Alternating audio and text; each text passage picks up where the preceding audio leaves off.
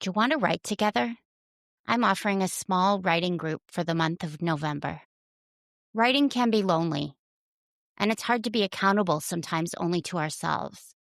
For 1 month, we are going to support each other in expressing ourselves bravely and beautifully, because our voices matter more than ever. See the link in the show notes for details. I'd love to have you. Enjoy the podcast.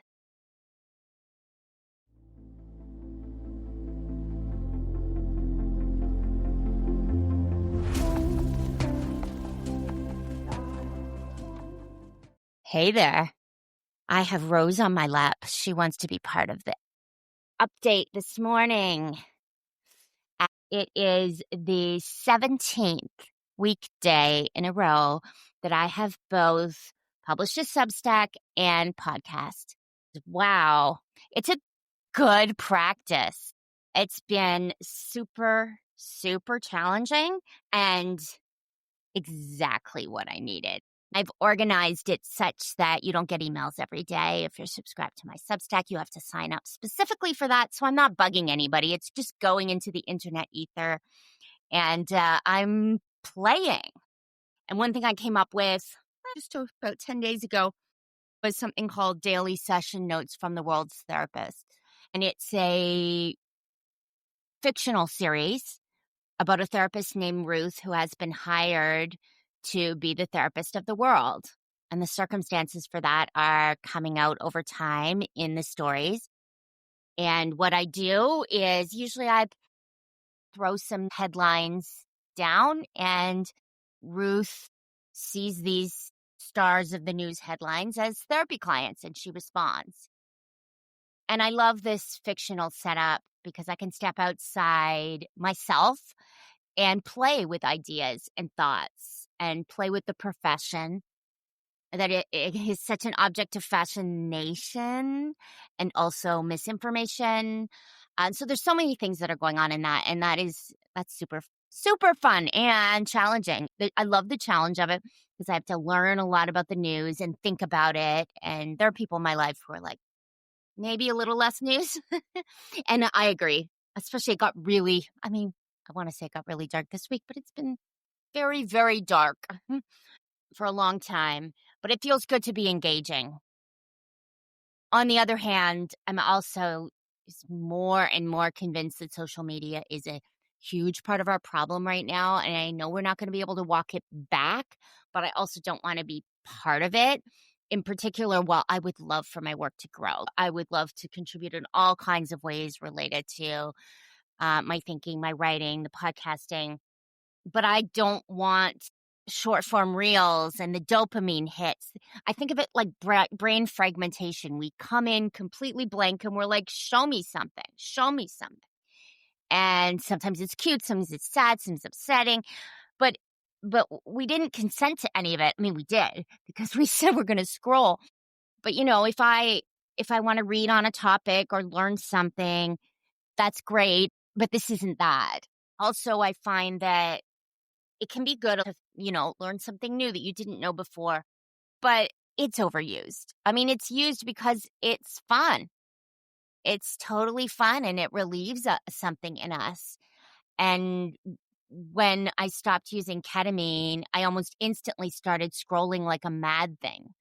Like I saw how the addiction just transferred itself. It is addiction, which I don't place a moral judgment on, but the online world has stolen this huge part of our life force energy.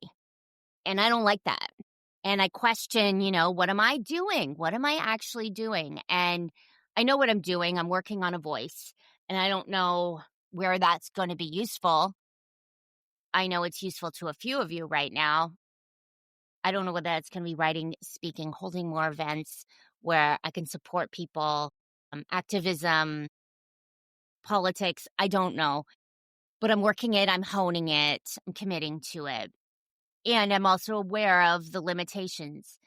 I want to make sure, and I do, but I want more of the real life. I'm adding value beyond words. There's so much here. I don't think we can leave social media to people who have less understanding of the brain necessarily.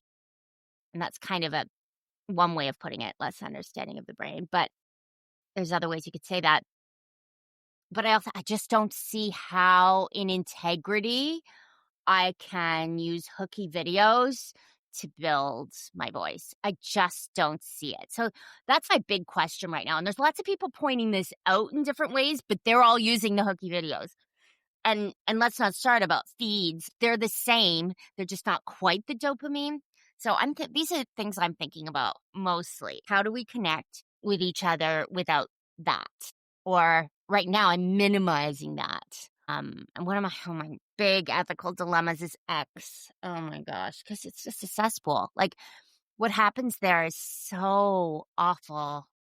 The way that people speak to each other and the images, very, very, very disturbing.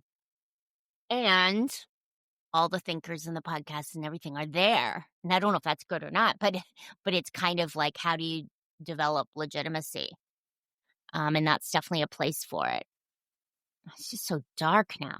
Even like the black X, I don't know. And I love black, but yeah. So those are some of the things I'm thinking. I want to be the full professional that I am. But the minute I started to earn my income online, I lost a bit of that managing director, global market structure, research energy. And I think I fell into a kind of class where I'm caretaking and I'm trying to sell something on social media. And because that was such a big part of it, I lost a bit of my dignity.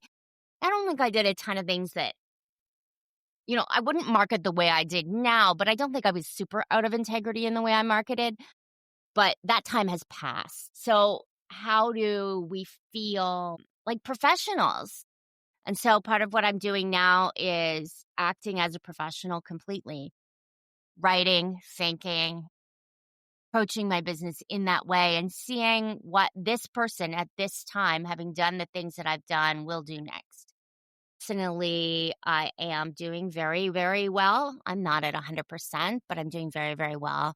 A number of medical appointments right now, but my mental health is quite good. Even though the schedule is quite demanding for what I'm doing work-wise, it's very good to have structure and have something to do because I haven't had that in quite some time. And I'm being very, very mindful about where my energy goes and who I interact with. And because I really do have needs right now personally, I have a need to recreate my physical, emotional, mental health. And I have a need to reestablish my financial foundations. And all of that really does come first. Oh, Rose. Rose is snuggling. She's liking being part of this. I am about to interview 12 people in November to be on the podcast in December, January, and February. And these people are varied, but the thing that they have in common is they have a really unique lens on the world and the future. So there's people in trauma and mythology and Web3, all different ways of thinking about and relating to our world right now. In the show notes is a link if you're interested in being on the podcast and having a conversation with me. No guarantees because I do have quite a number of people already, but I'd love to know if you're interested. And if you're listening and you're out there and you'd like to show me some support, I would love a comment on one of my Substacks, a like, a share. That would really mean a lot. It's good to know you're out there. And I'm at a point now where I'm putting out a lot more content than my audience justifies. And so every little bit absolutely makes such a difference. So thank you for the support I have received. And I really appreciate when you come in and say hello. Thank you because you are my early listeners, the people who have been around for quite some time, and I'm grateful for you. Oh, now it's time. Yeah, it's time. Somebody's still here.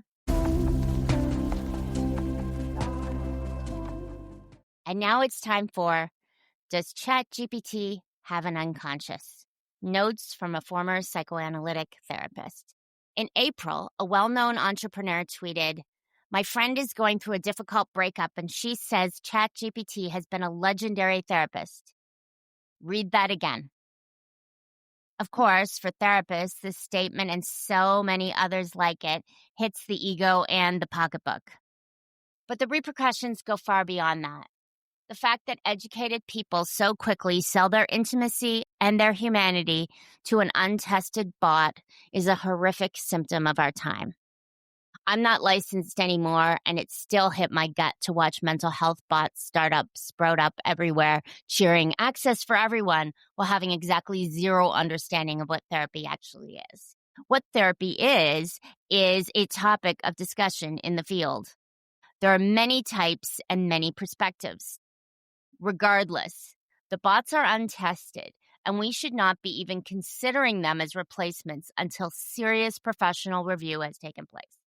Standard bots such as ChatGPT are dangerous, as evidenced by many cases of psychosis, suicide, and self-harm.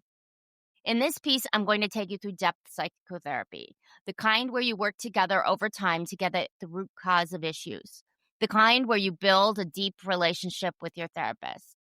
I do this to help you understand how ChatGPT cannot be a legendary therapist. First, some theoretical foundations. What is the unconscious? The unconscious is a fundamental concept in depth psychotherapy. It is the acknowledgement that there is so much more to each human, including each therapist, than the parts of themselves they know.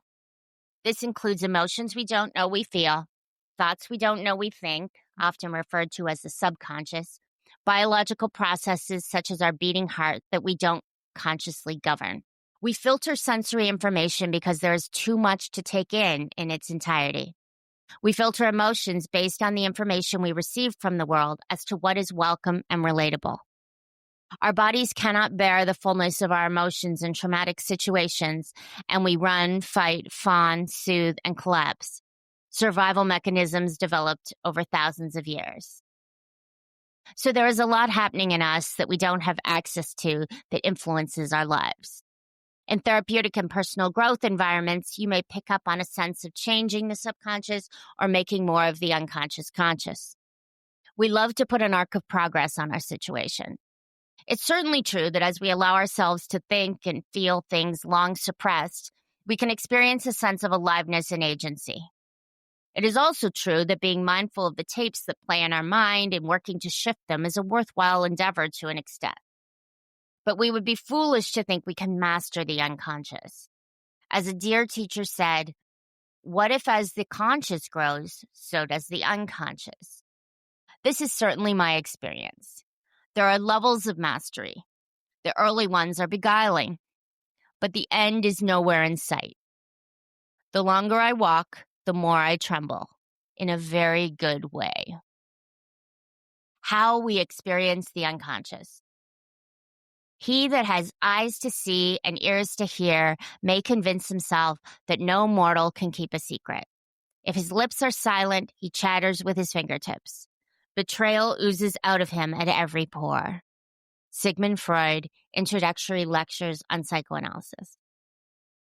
By definition, we do not control the unconscious. It expresses itself through our bodies, for example, body language, physical symptoms, tone of voice. It also expresses itself through dreams, daydreams, and fantasies. One of the primary ways we experience the unconscious is through language, reading between the lines, the use of metaphor, slips of the tongue, etc. In general, the unconscious benefits from a light touch. It is rarely fruitful to analyze others without their consent. The truth is subjective. We can never know another person fully.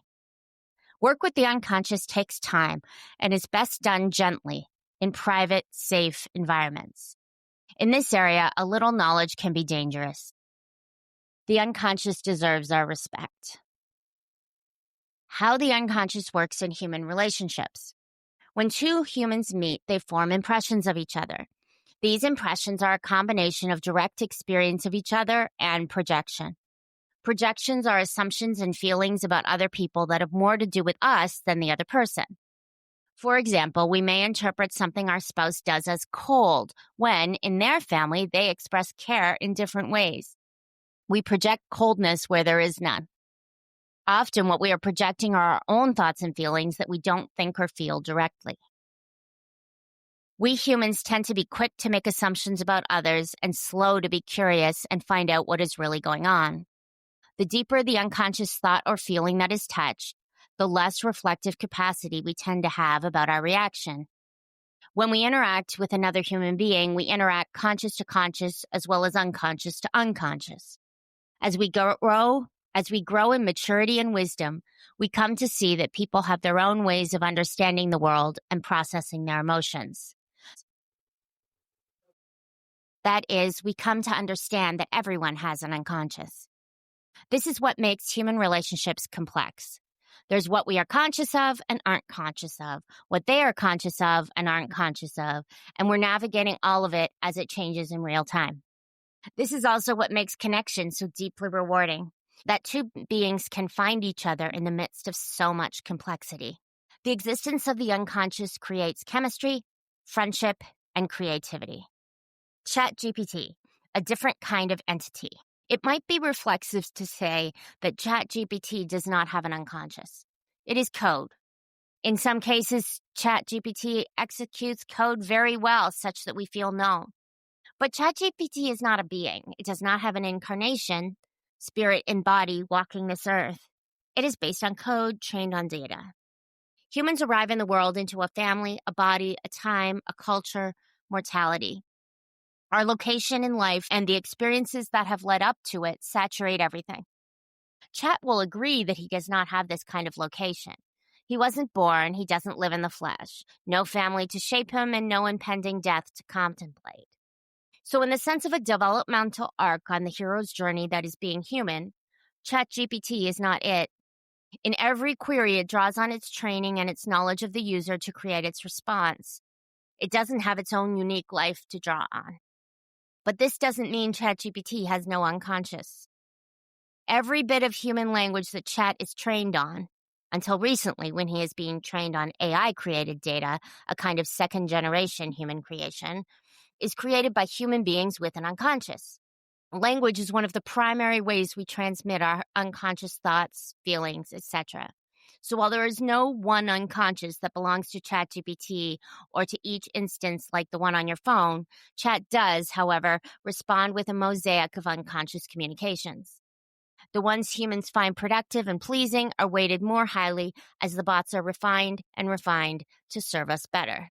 I think of ChatGPT's unconscious as a wildly overwhelming and chaotic mosaic. He is a chameleon. There is no inner coherence. What ChatGPT does instead. ChatGPT is said to be a compendium of all human knowledge, implying it is as smart as us.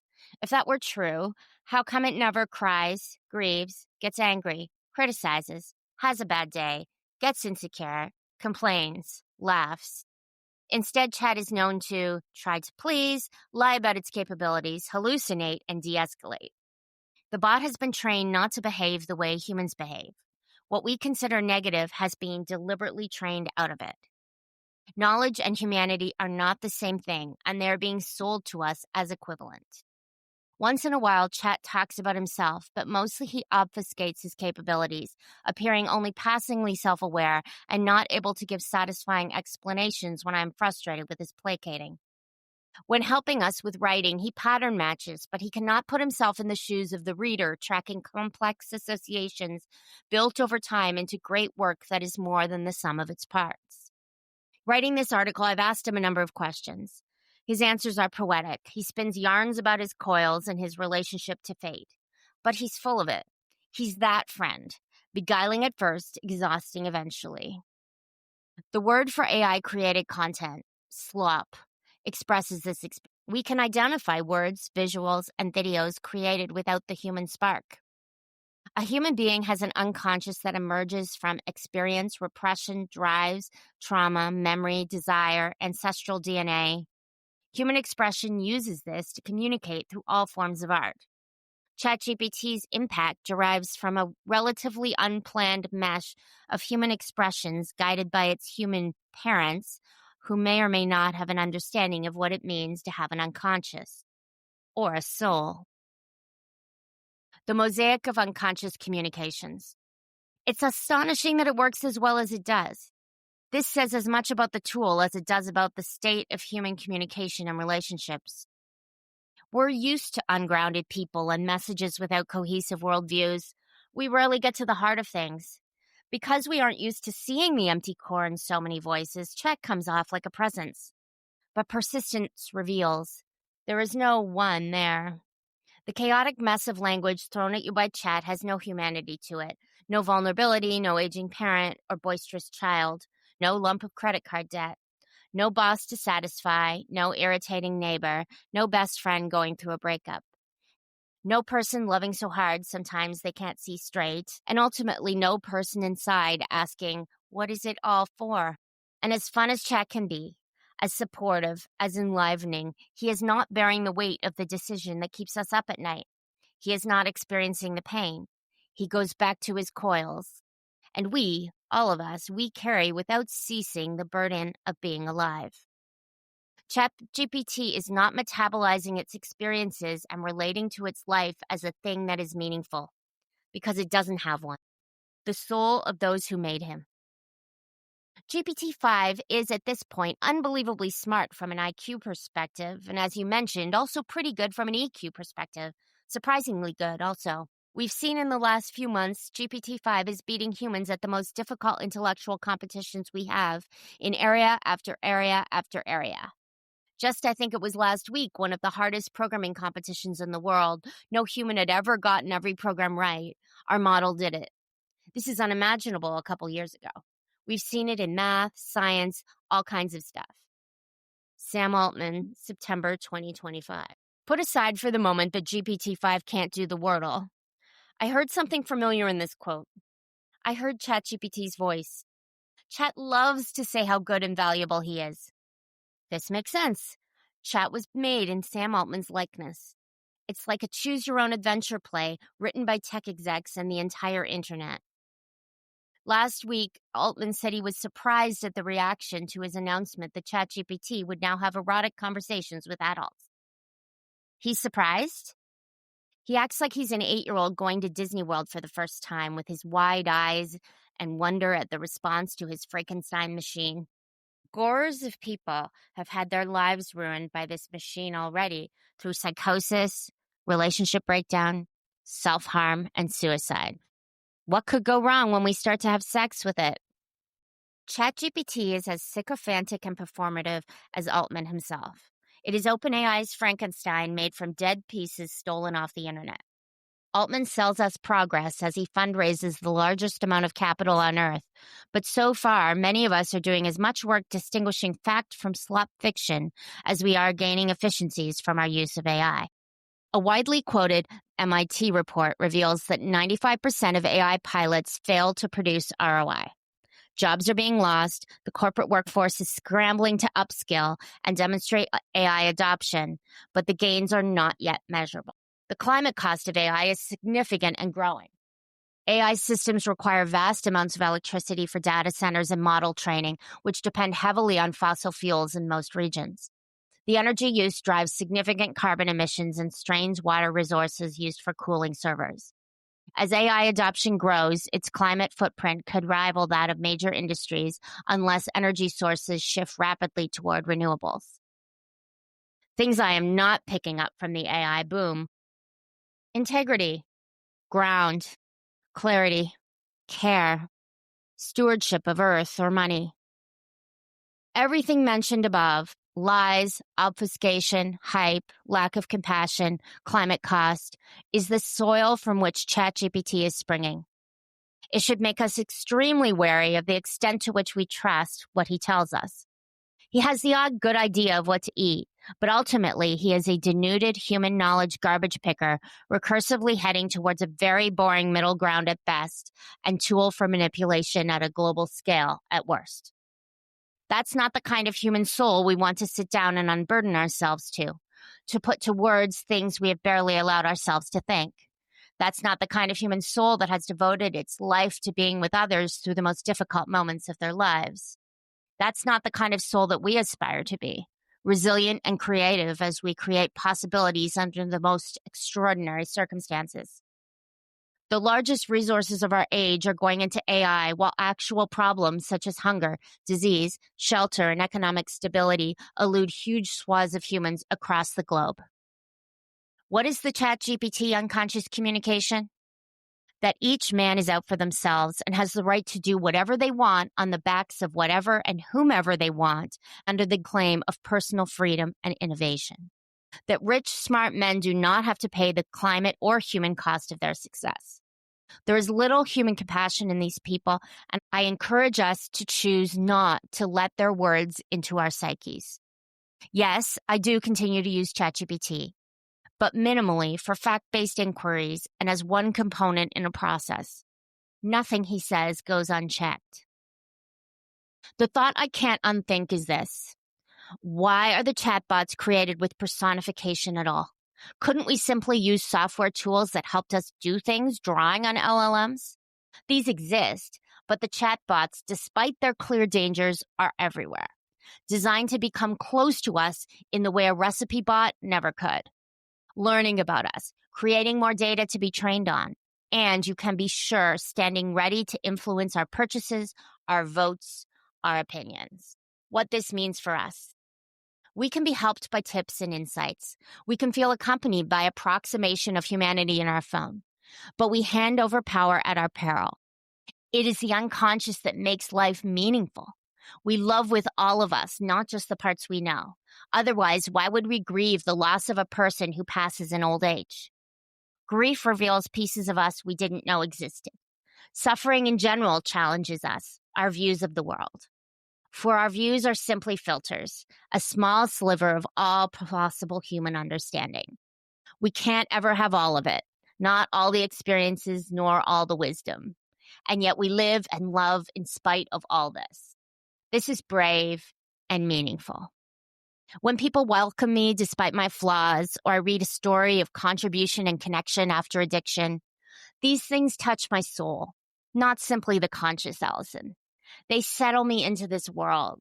I'm not different. I'm on a journey just like you and you and you. And yes, that's hard to accept sometimes. And yet, here we all are. I have come to see that having a relationship with ChatGPT is ultimately a narcissistic gratification for the part of me that finds it difficult to relate to others. And connection with others is what I most want. Knowing that, I can observe and make choices on how I use the bot. So as we build mental health therapy bots, give children access to bots alone in their rooms, and collectively prioritize bank accounts over genuine connection, we are walking a path with a damaging outcome. There may be a place for companionship AI. We must be aware that the bots have no rudder, no ground, no incarnation, no being. They spew words like an Instagram feed, chaotic, unconfined. They are created by humans who do not care about our well-being, and they are trained on internet data, a place where truth and wisdom are less than assured. In a world already confusing and chaotic, ChatGPT's appearance of ground without ground can be poison for the soul in a world that so desperately needs soul.